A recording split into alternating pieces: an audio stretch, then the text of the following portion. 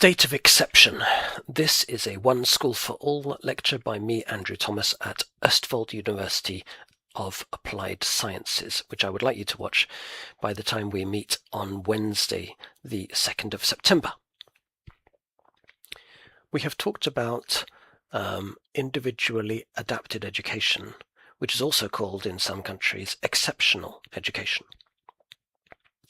So let's talk about exceptions. When you're running away from a forest fire, you don't worry about the legal implications of your flight or the climate conditions that have brought this on. You just run. Desperate situations require desperate remedies. The state of emergency is something that all Europeans have some version of. It's called different things in different countries. We basically share the fact that we all need some kind of legal paragraph that allow us to break out of the laws that regulate normal order that we have made for ourselves, because sometimes following those laws would lead to death or other undesirables. They're called different things: state of exception, state of emergency, state of siege even. In Norway it's called the state of preparedness. But they basically boil down to one thing. And that one thing is related to a story about a guy called Cincinnatus. Cincinnatus was a legend of Roman history. He is not known quite so much today, but there was a time when school children everywhere, whether they lived in the American state of Cincinnati or elsewhere, where they all knew about the story of Cincinnatus. Cincinnatus was a farmer in a period of time when Roman legend was seeping into Roman history, where mythological figures would brush shoulders with people that may have lived. And Cincinnatus was a farmer that was ploughing his field when the senators of Rome came to ask him to help them out of an emergency. The Roman army had itself been besieged outside the city, and they needed somebody to get them out. So Cincinnatus takes upon himself dictatorial power. He is given it for 6 months, and he goes up and commands all Roman citizens to gather in the field of Mars and take a massive, great big stick with them. They take these sticks out, they surround the army which has been besieging the Roman Empire, army, and they force this army to surrender. They win an amazing victory. What happens then? Well, they go through their victory, they go back to Rome, and Cincinnatus, instead of keeping his power of dictatorship, which allow him to do any number of things, to command people so that they have to obey everything he says, instead of keeping on hold of that for 6 months, he gives it back after just 15 days. And that is what made Cincinnatus so famous. Not that he got these powers, but that he gave them back. Now, the place of dictator was familiar in Roman law, and it was given to lots of people thereafter. But Romans were always a little uncomfortable with it.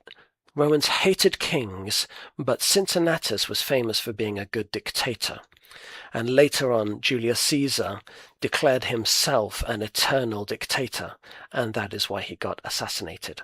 So it's this ambiguous status, the possibility of saving the city, but also the possibility of becoming a dangerously powerful figure. And that inheritance has been given to the European societies today.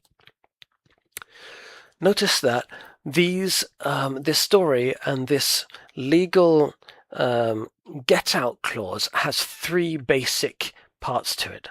There is a crisis, and the crisis has to be declared. There are special powers, and there is a limitation to it, 6 months, or in this case 15 days. And so we can question the giving of a dictatorial power at each time. Is it really a crisis, or is this just a trumped-up situation that the person has declared in order to get dictatorial powers? Are the right powers being wielded by the right people in this situation? Is Cincinnatus the right person to lead Rome? And is he given the powers that he needs? Or could we actually get him to do what he needs to do by giving him fewer powers? And what is the limitation? 6 months, 15 days, some kind of geographical limitation? Now, all of these things are questioned every time somebody declares a state of emergency. Maybe this is just a way of saying democracy doesn't apply always.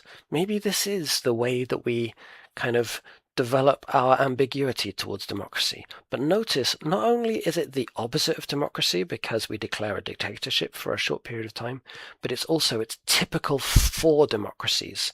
People who live in tyrannies don't need states of emergency. They already have powerful rulers. So this is a democratic thing to give dictatorial power, which is a crucial paradox at the heart of the way we live together. If you look at the history of the United States of America, for example, only about 2 or maybe even fewer states of emergency have been declared by president. But in the US and throughout the world, it's become steadily more normal to declare states of emergency in democratic countries. Biden, for example, declared 9 in his 4 years of government. The second Trump government has declared 12 and counting. But get this, all 12 are still ongoing. You remember Caesar was assassinated for declaring himself a perpetual dictator. Not a king, but a perpetual dictator. There is a problem with ongoing states of emergency. They're only meant to last a short time. Macron, for example, came to power in France, not in fairly recent history, by saying, I'm going to close down this state of emergency that we had after the Charlie Hebdo riots and attacks. So we've had these long states of emergency in recent years. Mr. Trump put military troops on the streets of Washington, D.C. last year, and it sounds like it's something taken right out of the totalitarian playbook. But we need to do more than just shout out fascist or shout out these insults. This is a discussion at the heart of all our democracies. States of emergency are declared in Canada as well and in Norway as well. We need to treat the actual system seriously. Trump, when he did this with Washington, he quoted a series of murders, but there was also a time when sociologists would have said that there was less violence in Washington, D.C. during that period than there had been previously. But whereas Trump thought that because of these murders, the National Guard is the only solution.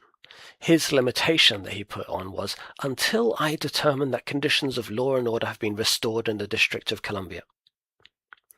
Americans perhaps need to accept that they voted in someone who does not care about democracy, and maybe they need to fight on better powers, upon civil rights, and limitations to dictatorial power. But we all need to have a little bit of discomfort every time somebody says that this is an exceptional situation, and we need to decide, do we have enough limitations to everybody's state of emergency? We'll discuss this more in class.